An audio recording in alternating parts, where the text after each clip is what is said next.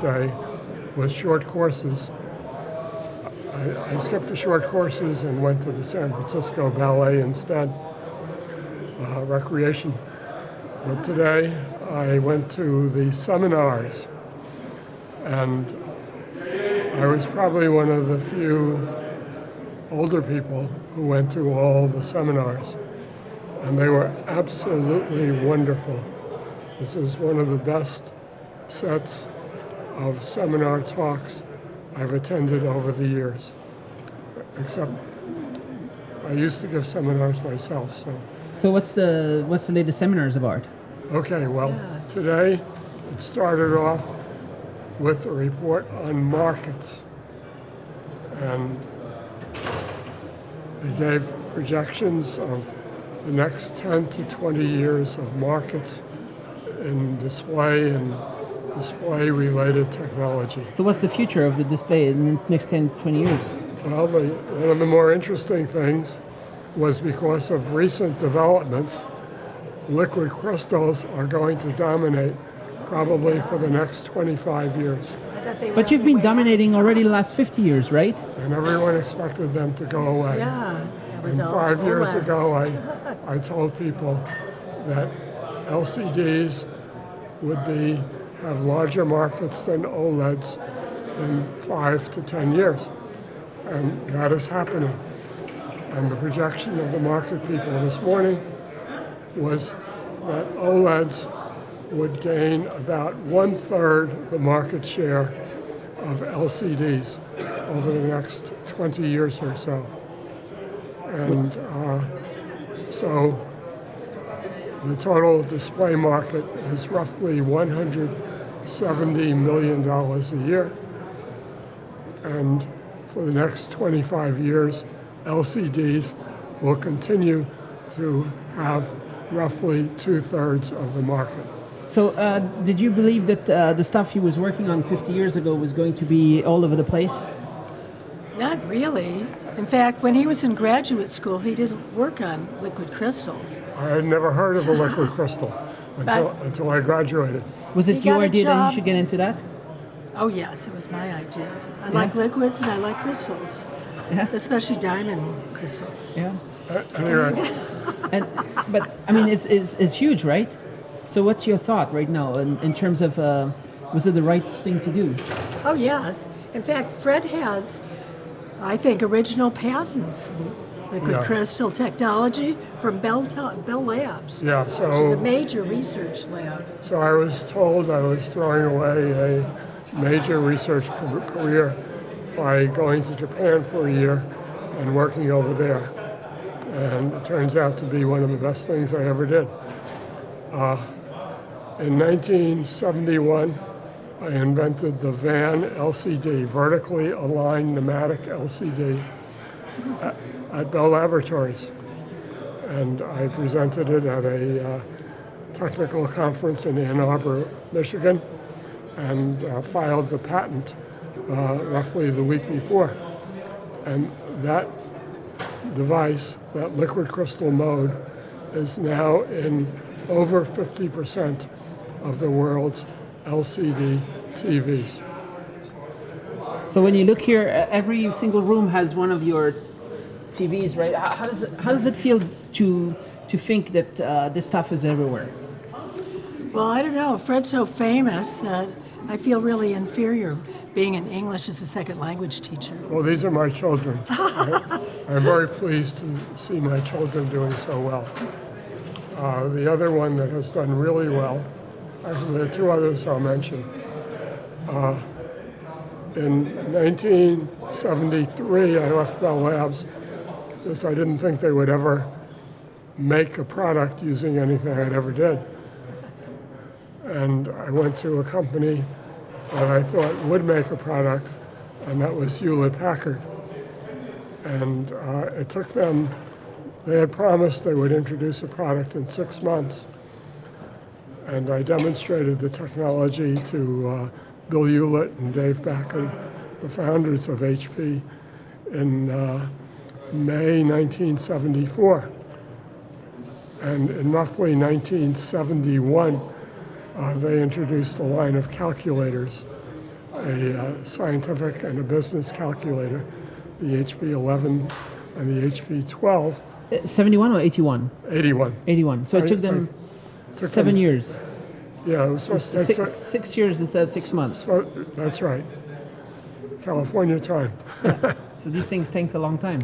Well, they decided they had to move a division. They didn't have the CMOS technology. I brought Sharp in, and Sharp said that they would give HP the CMOS technology. And HP management said, we cannot share our crown jewels with the Japanese. And so they moved an entire division from Cupertino, California to Corvallis, Oregon. They built a CMOS manufacturing facility, and they introduced the first HP computational product using liquid crystals, the HP11, HP12, before that the HP21, the HP41. But anyway, these are probably the most important products that HP has ever introduced. They were very impressive and important. And It was cool to be part of that. And it brought them a lot of profits. Everybody had them. Yes. All the kids. And I still have my HP11 and HP12. It still works. Yes. I have to change the battery in one of them, but the other one hasn't required a battery change in 30 years or so. Whoa. That's good battery life. Yeah, it is. But at any rate, cycling back, okay, third thing I want to mention, my contribution to LCDs, maybe just as important as the first two, is there was a professor at the University of California, a physics professor named Ron Shen. And I had hired at HP several of his previous students, PhD students. And they had done very well at Hewlett Packard, and I told them I was ready for another one. And he said, I've got a really good student coming along. And this student had scored number 3 on the China-wide exam, which determined who in China would get to come to graduate school in the United States. And he came to graduate school at the University of California, Berkeley, working for Professor Shen. And I tracked him, and when he was ready to graduate, I made him an offer and hired him at Hewlett, at Greyhawk Systems, my company at the time. And I got him his green card so he could work legally in the United States. So Wei Chen, who was this promising graduate student, is now vice president for displays at Apple. So if you use an Apple display, you are using a display that Wei Chen has had a major role in. And I'm still working with Wei. He is chairman of the Display Awards Committee, where we make awards to the leading displays of the previous year. And I am working with him on that committee. And so it's a great activity.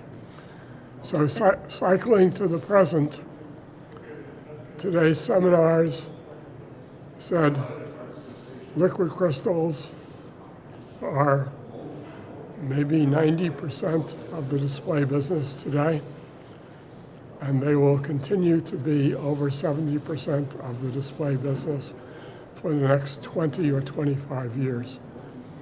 And OLEDs, which are the major challenger, will be limited to 1/3 of the liquid crystal display market. And that's because OLEDs are too hard to make and too expensive. And there have been major improvements in LCDs, a major one of which has been the use of QLED technology to illuminate the displays. So that's one of the things that's been happening since we did the video 2 years ago. Yes, and More so and more many, of that. many of you may go to a consumer electronics store and see that they are selling LED TVs. There are no LED TVs on the market except for one very, very expensive one from Sony. But these are all LCD TVs illuminated by LEDs, light from LEDs, OLED and QLED LEDs, not OLED LEDs, but QLED LEDs. So one of the big developments here is QLEDs as a major source of getting high quality color and ultra bright LCDs, and which make the LCDs a much more cost-effective purchase than OLEDs. So, And why do people buy the 4K TVs? Is not so much for the resolution, right? okay, so we talked about 4K TVs 2 years ago, Yeah. and I stand by my original position that yes, if you get close enough to a 4K TV, you could see all the pixels. But at the normal viewing distances, 2K or even 1K is probably good enough. But the 4K TVs are the top of the line unit, and 8K TVs will soon replace them at the top of the line. And the best electronics, the high-end electronics, which is very important in achieving the outstanding quality possible with LCDs, is enabled by the electronics in the high-end 4K TVs. So it's the chipset basically, Yes, it's the driving circuits. which is a big part of what makes the quality. Absolutely. And for many years when I did my multi-client reports, I told my readers that the problem of the display device, the electronic display would be solved, but the real advance that was required was in the driving electronics. And so if you get a 4K or an 8K You get a better chipset. LED TV, you get the top end chipset, and it's a good purchase for that reason. All right. So anyway, what else is going on? QLEDs will continue to be important. Currently, there's the photoluminescent QLEDs, which are illuminated with light sources, and then there will be another generation eventually of electroluminescent QLEDs, and those devices could be their own display devices. In addition, there are a lot of work on micro LED displays. Is that going to be huge? When they solve the problems, there are probably something like 120 companies worldwide working in this area. The challenge is being able to achieve performance, cost, and appropriate market edge. And it may take 5 or 10 years for these things to evolve. But at any rate, the other thing that evolving is heads up and heads down displays for automobiles. And let's see, there was major talk about the importance of heads-up displays, which would be at approximately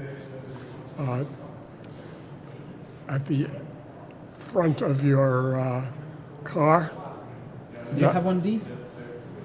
there won't be an appropriate one on the market for at least 3 to 8 years. Oh. If you believe the General Motors people, maybe 3 years, but my estimate is probably more likely 5 to 8 years. Hopefully we'll have self-driving cars before then, right? These will help enable self-driving cars, and I think there's still a lot of technology and legal issues to be worked out in self-driving. At any rate, the bottom line is this was a very exciting day of seminars at the SID 2019 Display Week, and it ensures that there will be multiple generations of advanced displays in the next 10 to 20 years, and full employment for workers to develop these displays. So it's very exciting, and I encourage people to look over the proceedings of this meeting.